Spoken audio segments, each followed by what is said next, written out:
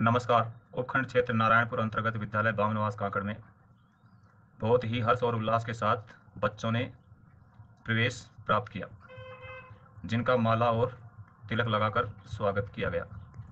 ज्ञात रहे, उत्तरोत्तर वृद्धि करते हुए राजकीय उच्च माध्यमिक विद्यालय बामनवास काकड़ अपने नए आयाम स्थापित करता हुआ आगे बढ़ रहा है।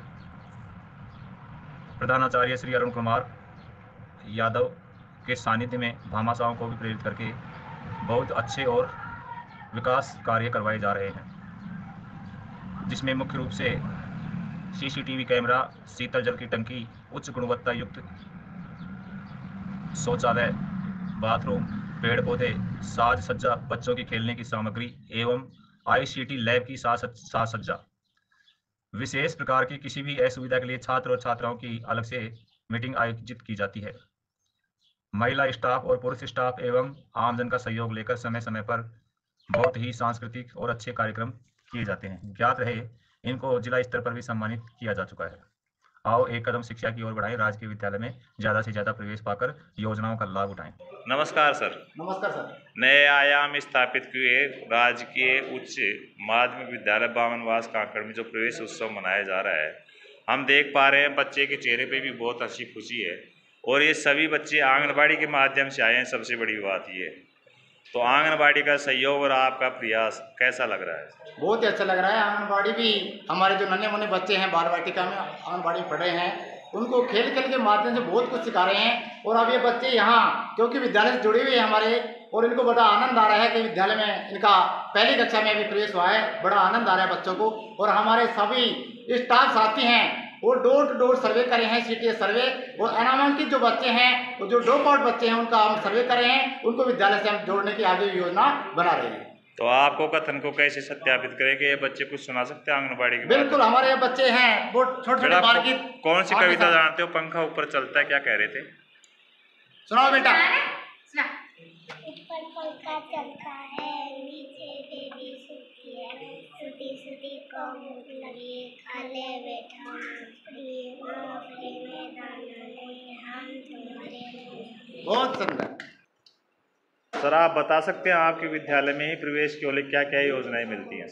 सरकारी विद्यालय में जो प्रवेश के लिए बहुत सारी सरकार ने योजनाएं, हमारे शिक्षा विभाग में बहुत सारी योजनाएं हैं बच्चों के लिए लागू कर रखी हैं। जैसे कि जो छोटे बच्चे हैं 1 से 8 तक के बच्चे हैं, उनको निःशुल्क यूनिफॉर्म, जो बालक और बालिका और निःशुल्क यूनिफॉर्म। साथ ही बच्चों के स्वास्थ्य को ध्यान रखते हुए भारत सरकार ने MDM जो कि मिड डे मील योजना है, मध्याह्न भोजन है, उसमें गुणवत्तापूर्ण भोजन बच्चों को मेनू अनुसार दिया जाता है। साथ ही सप्ताह में इनको फल भी दिए जाते हैं।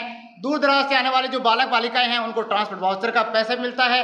बहुत सारी छात्रवृत्तियां हमारे विद्यालय में जो पढ़ने वाले बालक और बालिकाएं हैं उनको मिलती हैं, जैसे पूर्व मैट्रिक छात्रवृत्तियां, उत्तर मैट्रिक छात्रवृत्तियां, गार्गी पुरस्कार, जो कि बोर्ड परीक्षा में अगर 75% से अबाउ अंक लाती हैं जो बालिकाएं, उनको गार्गी पुरस्कार भी दिया जाता है। पालनहार योजना के तहत जो ऐसे अनाथ बच्चे हैं, उनको पालनहार योजना के तहत प्रति माह उनको छात्रवृत्ति मिलती है। और NMMS के जो बच्चे हैं, जो कि कक्षा 8 में लगता है जो एग्जाम, उसमें अगर बच्चे एग्जाम फाइट कर लेते हैं तो उनको कक्षा 12 तक 9, 10, 11, 12 में प्रतिवर्ष 12,000 के रूप में प्रतिवर्ष 48,000 रुपये की उनको छात्रवृत्ति दी जाती है, जिससे कि बच्चा अपने शिक्षण को अच्छे सुचारू चला सके। इसके अलावा बच्चों को, छोटे बच्चों को बाल गोपाल दुग्ध योजना के तहत पौष्टिक भोजन है कि दूध सबसे बड़ा मानते हैं, बच्चे के विकास के लिए दूध भी बच्चों को पिलाया जाता है। और साथ ही हमारे जो कक्षा 9 में जो बालिकाएं प्रवेश रहती हैं, उन सभी बालिकाओं को, अध्ययनरत बालिकाओं को निःशुल्क साइकिल भी वितरण किया, जो कि अभी हमने कल ही वितरण की है। 2 सत्र की साइकिलें, जो कि लगभग 65 के आसपास साइकिलें हमने वितरण की हैं। और निःशुल्क पाठ्य पुस्तकें 1 से 12 तक सभी बालक बालिकाओं को निःशुल्क पाठ्य पुस्तक भी दी जाती है। इसलिए हम सब आग्रह करते हैं गांव वालों को कि हमारे सरकारी विद्यालय में अपने बच्चों को प्रवेश दिलाकर अब इससे शिक्षा का लाभ उठाएं। हमारे बीच में मात्र शक्ति अध्यापिका भी खड़ी है। मैं ये जानना चाहूँगा, बालिकाओं के सामने कुछ समस्याएं आ जाती हैं कभी, तो गरिमा जैसी पेटियाँ बनी हुई है, तो आपसे कोई समस्या के लिए संपर्क कर सकती हैं? हाँ, संपर्क कर सकती हैं। गरिमा पेटी में लड़कियां अपनी शिकायत डाल सकती हैं और वो सप्ताह में 1 बार खोली भी जाती है। गरिमा पेटी के लिए हमने स्कूल के सदस्यों की कमेटी बना रखी है, उसके द्वारा उनका निवारण किया जाता है। अब तक ऐसी कोई शिकायतें नहीं आई। और भविष्य में आने की कोई संभावना नहीं है? किसी समस्या के लिए 24 घंटे 7 दिन आपसे संपर्क कर सकते हैं। Thank you. सर नमस्कार। नमस्कार। मैं ये देख पा रहा हूँ राजकीय उच्च माध्यमिक विद्यालय बामनवास कांकड़ में जो कंप्यूटर लैब बना हुआ है और बच्चों को उच्च गुणवत्ता शिक्षा दी जाती है, तो आपका क्या प्रयास रहता है बच्चे के लिए ज़्यादा से ज़्यादा और भी सर्वांगीण विकास करें? देखिए, हम 9th और 10th का जो कंप्यूटर क्लासेज है वो रेगुलरली चला रहे हैं यहाँ पर, और नए सेशन का भी इस तरीके का प्लान किया गया है कि 6, 7, 8 को भी इसमें इंक्लूड करा जाए, और एक गुणवत्तापूर्ण शिक्षा जो ICT लैब में मिलनी चाहिए स्टूडेंट को, वो प्रोवाइड कराई जाएगी।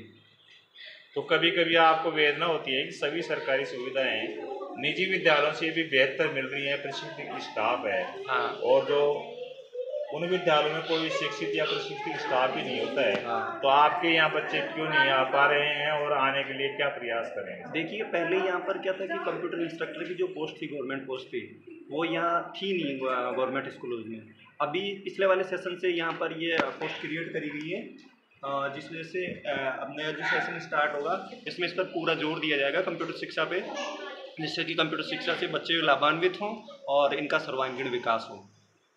आप कंप्यूटर से संबंधित हैं, तो बालक और बालिकाओं को मोबाइल के 2 उद्देश्य होते हैं, सिक्के के 2 पहलू होते हैं। हाँ। तो मोबाइल अच्छा भी है, बुरा भी है। हाँ। तो बच्चों को क्या संदेश देना चाहिए? देखिए, पॉजिटिव इम्पैक्ट में आप लेना चाहें तो जैसे ऑनलाइन आपकी क्लासेस वगैरह हो गई है, इसके अलावा आपको स्टडी मटेरियल भी मिलता है, PDF फाइल वगैरह भी मिलती है, लेकिन वो उसको आप पॉजिटिव रूप में, मतलब एजुकेशन के सेक्टर में काम करने के लिए आप लोगे ना तो बेटर है। बाकी नेगेटिव उसके यूजेज हैं, जैसे सोशल मीडिया का आप ज़्यादा यूज कर रहे हो तो उससे क्या बच्चे पे नेगेटिव इम्पैक्ट पड़ता है, और उसका मेंटलिटी भी, हरसमेंट का भी हो सकता है। तो आपके शब्दों को बढ़ाते हुए मैं ये कहना चाहूँगा, मोबाइल का यूज़ करें तो अभिभावक की देख रेख में थैंक यू। नमस्कार।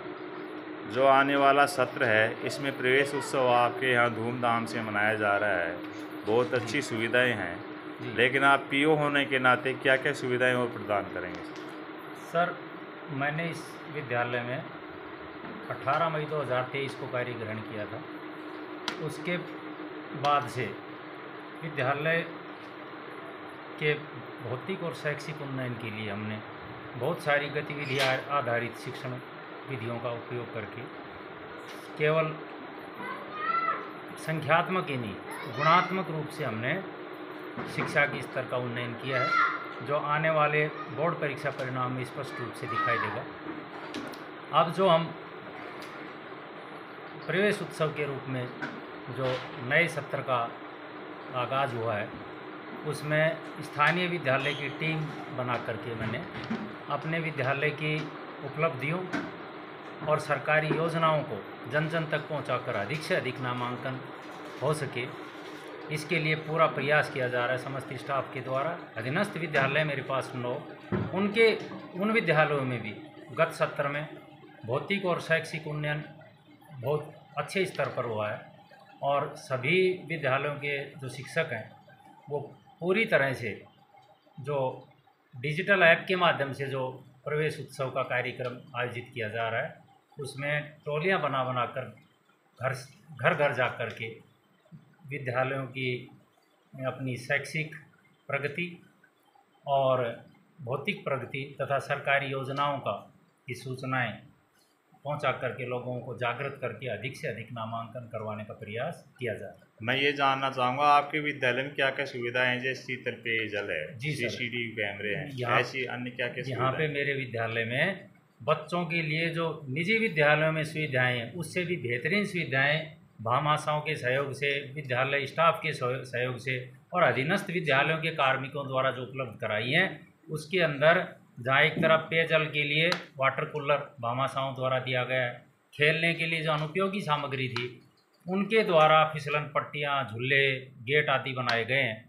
इसके अलावा बहुत ही सुसज्जित हमारे पास ICT लैब है, जिसमें 10 कंप्यूटर और LED पैनल बहुत अच्छे से काम करता है, और बच्चों के लिए तकनीकी ज्ञान के लिए बहुत अच्छा संसाधन। हमारे पास एक खेल का ग्राउंड है, CCTV कैमरे लगे हुए हैं, और मेरे विद्यालय में अच्छे सुसज्जित शौचालय हैं बच्चों के लिए, स्टाफ के लिए, लड़कियों के लिए।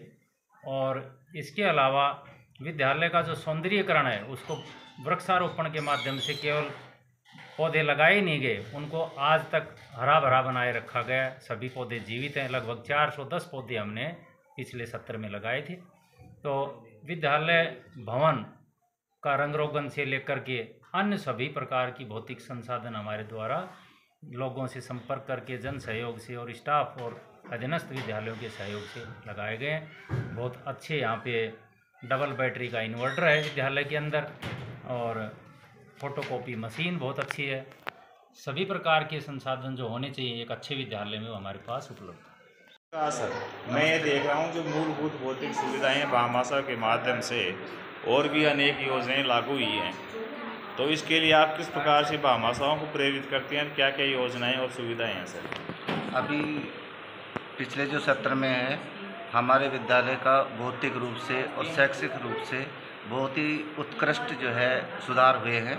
भौतिक संसाधनों में हमारे विद्यालय में आईसीटी लैब की स्थापना, इसकी साज सज्जा, पेयजल की व्यवस्था, यूरिनल शौचालय छात्र छात्राओं के अलग से, सीसीटीवी कैमरे, इस तरह से जन सहयोग से और स्टाफ के द्वारा बहुत अच्छा सहयोग हुआ है। तो आगे और क्या प्रयास रहेंगे, प्रेरित करेंगे भामाशाहों को?